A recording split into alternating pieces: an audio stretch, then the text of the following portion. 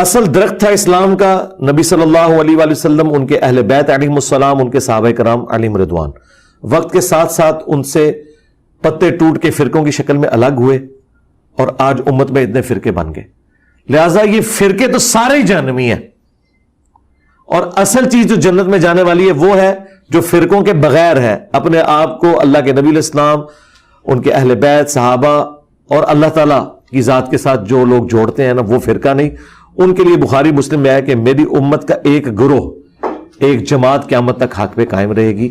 کوئی نقصان پہنچانے والا انہیں نقصان نہیں پہنچا سکے گا، وہ غالب رہیں گے یہاں تک کہ قیامت کی صبح آ جائے. اب یہ جو حدیث میں خبر تھی یہ تو ہمیں ڈرانے کے لیے تھی، جس طرح کہ مسلم شریف میں حدیث ہے کہ قرب قیامت میں عورتیں ایسا لباس پہنیں گی گویا کہ ننگی ہوں، یا وہ باریک لباس ہوگا یا وہ لباس چست ہوگا.